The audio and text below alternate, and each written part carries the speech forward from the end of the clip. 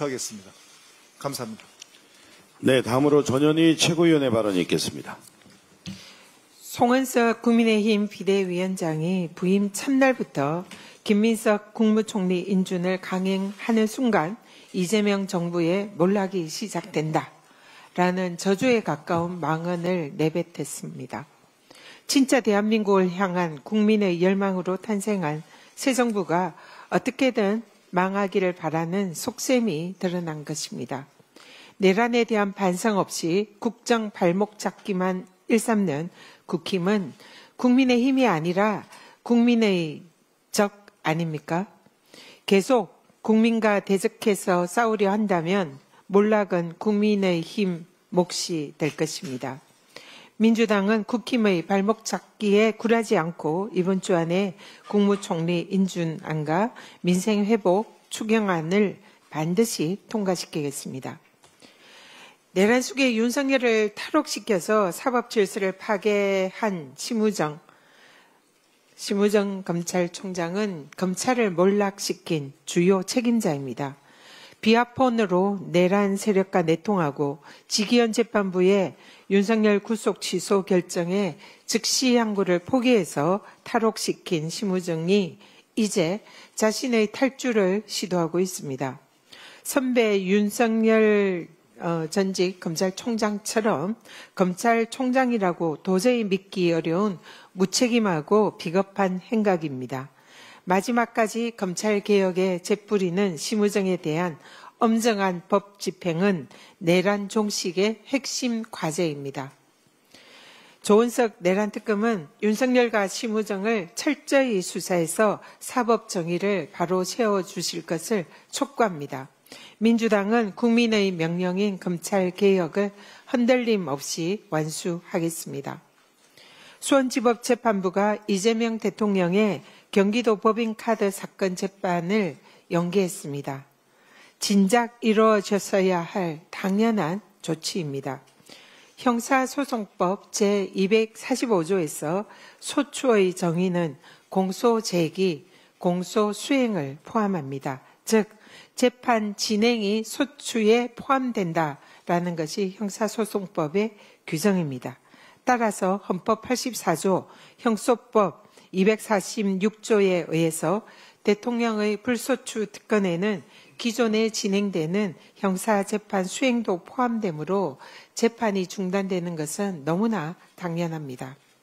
검찰의 정치보복 수사로 시작된 재판을 법원이 계속 진행시켜서 대통령의 안정적인 국정 운영을 가로막는 것은 주권자인 국민의 선택을 거스르는 것입니다. 재판부는 헌법과 법률에 따라서 이제 마지막 남은 대북 송금 사건 재판도 즉각 중단해야 할 것입니다. 서울시와 SH가 공급한 청년 안심주택에서 무려 134가구가 238억 원의 보증금을 돌려받지 못한 전세 사기 피해를 당했습니다. 피해자 대부분이 20, 30대 사회 초년생입니다. 이쯤 되면 청년 안심주택이 아니라 청년 불안주택입니다.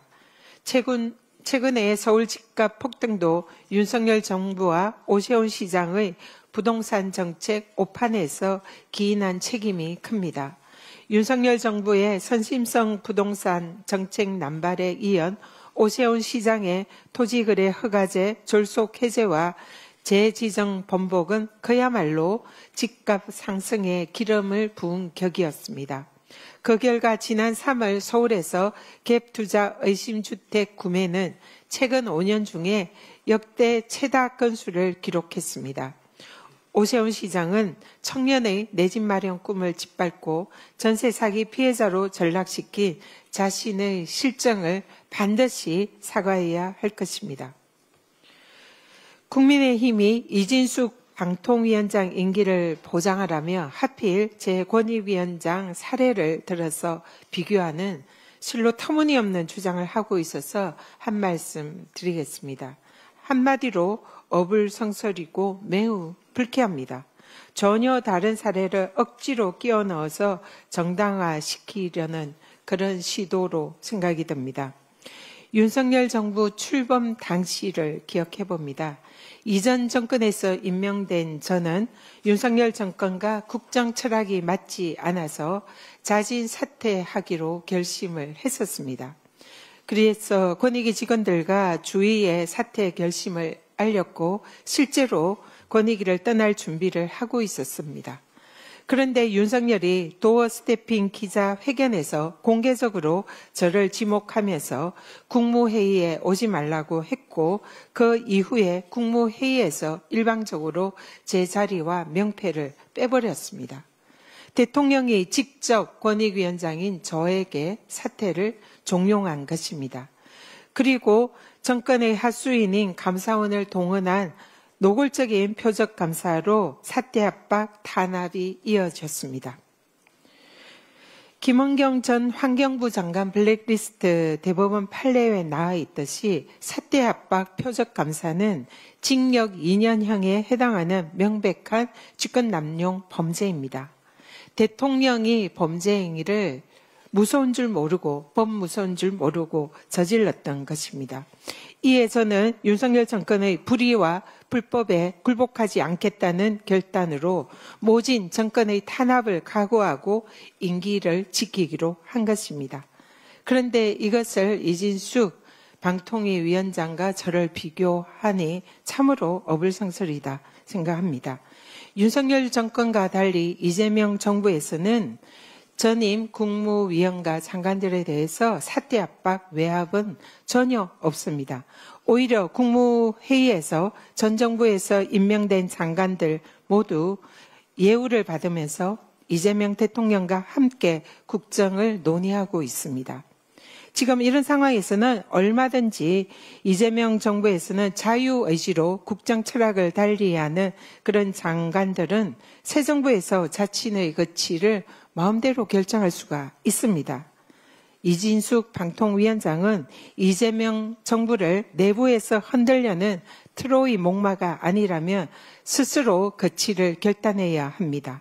만약 끝까지 임기를 지키고 싶다면 적어도 송미령 농림부 장관처럼 새 정부의 국정 철학에 동의하고 전향적인 모습을 보여줘야 하지 않겠습니까?